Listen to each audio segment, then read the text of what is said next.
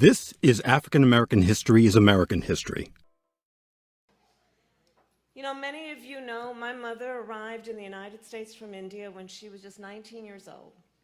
And she and my father met while they were active in the civil rights movement. In fact, when I was young, my parents would take me to the marches in a stroller. I was in the stroller, of course. My mother had two goals in her life: to raise her two daughters, my sister Maya and me, and to end breast cancer. She was a breast cancer researcher. And I'll tell you, my mother never asked anyone's permission to pursue her dreams. Never asked. You know, my mother, who was all of 5 feet tall, but if you met her, you would have thought she was 10 feet tall. And it is because of her character and strength and determination that within one generation, I stand before you as Vice President of the United States.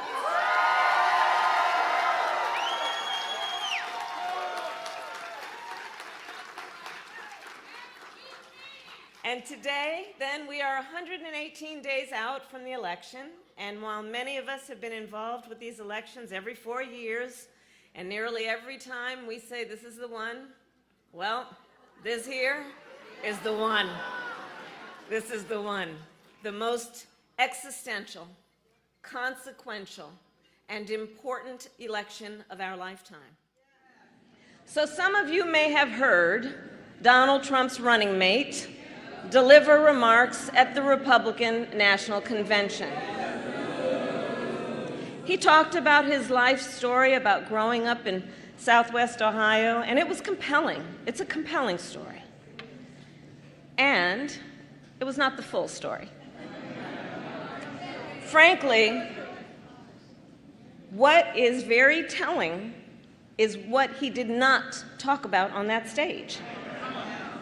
He did not talk about Project 2025, their 900-page blueprint for a second Trump term. He did not talk about it because their plans are extreme and they are divisive. In recent days, they've been trying to portray themselves as the party of unity. But here's the thing. If you claim to stand for unity, you need to do more than just use the word.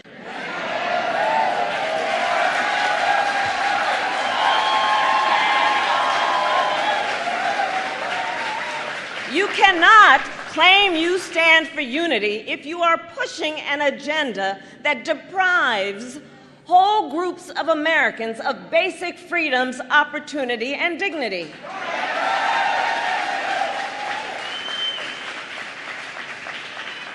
You cannot claim you stand for unity if you are intent on taking reproductive freedoms from the people of America and the women of America, trying to ban abortion nationwide as they do and restrict access to IVF and contraception as their plan calls for.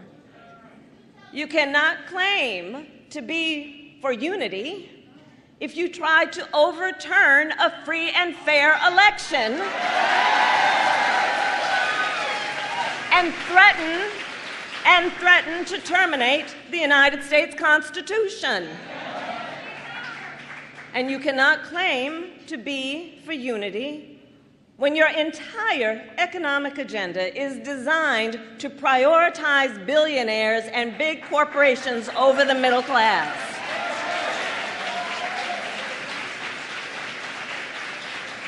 We're too busy watching what you're doing to hear what you're saying. And let us unpack that last point about the economy. This race can be boiled down to a single question: who fights for you? And the thing I can tell you, what Kamala Harris has brought to this for so many things, from experience as a prosecutor to an attorney general to a United States senator to a vice president to the next president of the United States,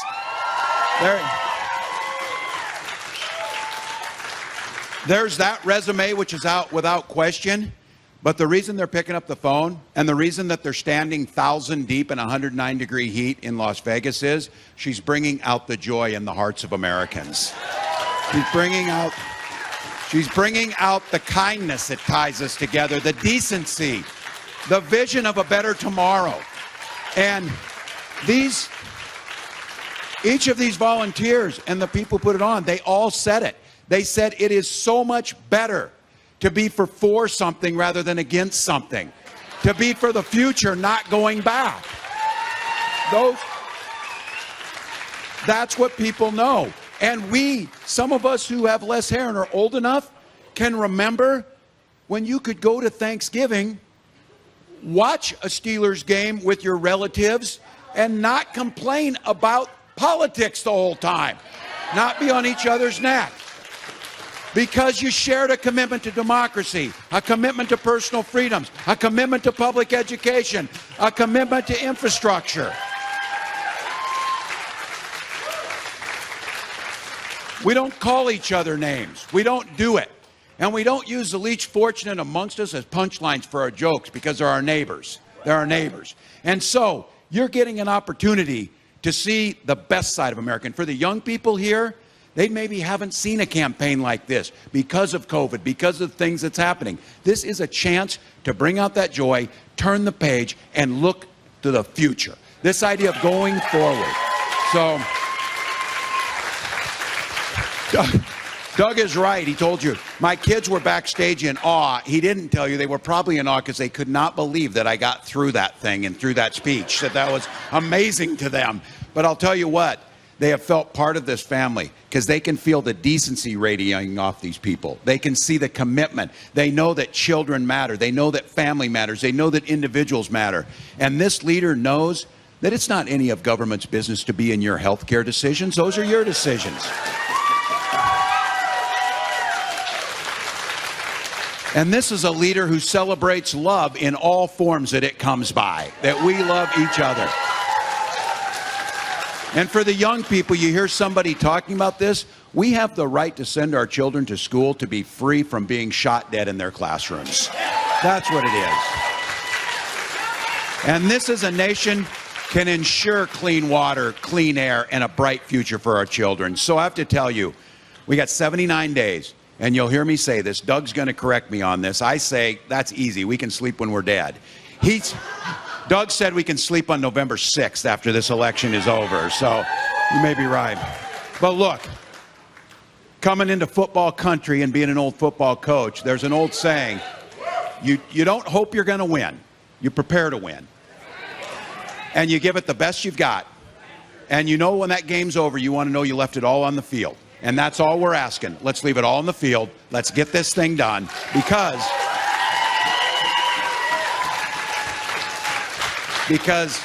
when my grandkids and your grandkids ask you about this, because on November 6th, you were there, first time when you got to welcome Madam President of the United States, Kamala Harris.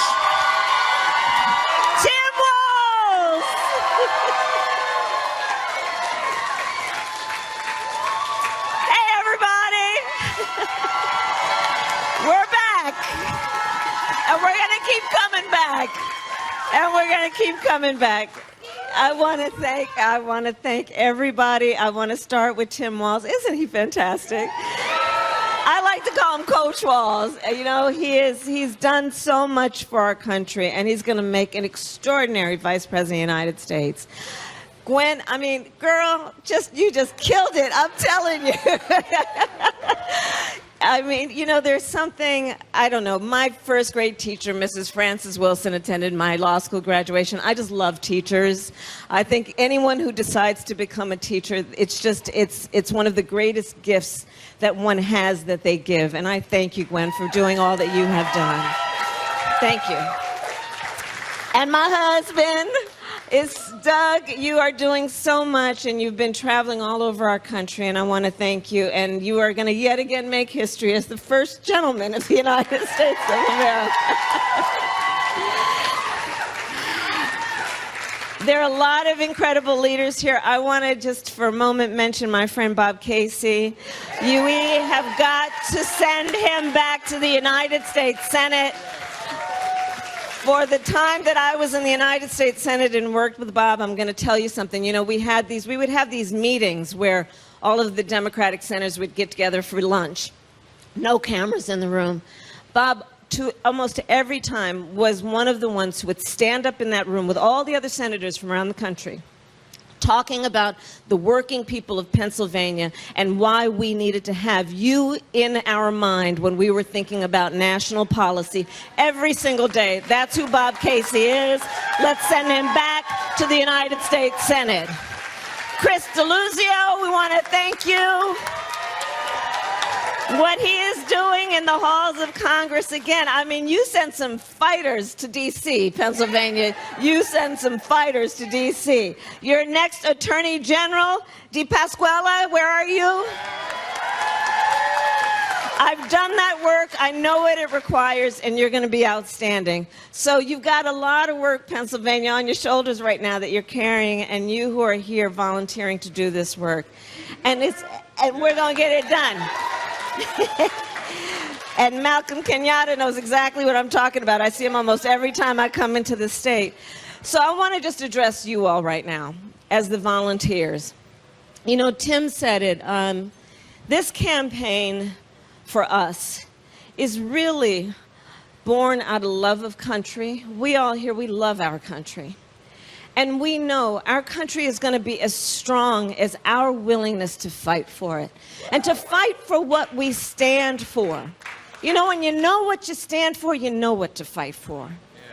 When you stand for working people, you fight for working people. When you stand for freedom, whether it be to make decisions about your own body or love who you love, you fight for those things. When you believe in ending child poverty, you fight for that. When you believe in what we need to do to lift up the middle class, you fight for the middle class.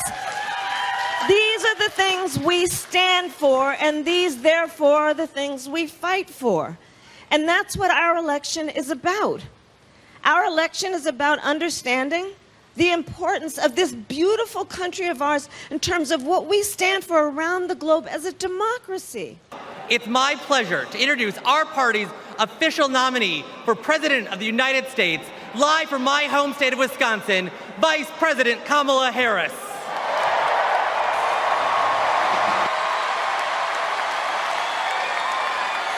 And hello to everyone joining us from exciting Chicago.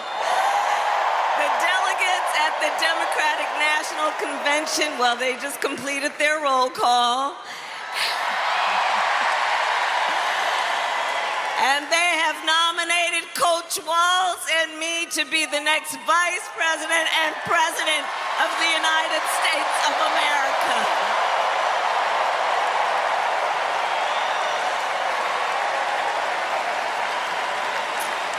And I thank everyone there and here for believing in what we can do together. We are so honored to be your nominees.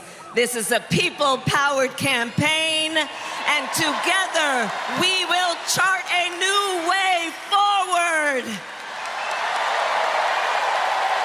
A future for freedom, opportunity, of optimism and faith.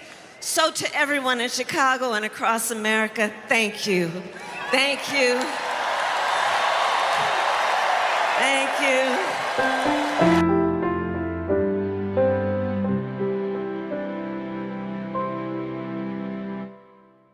This has been African American History is American History.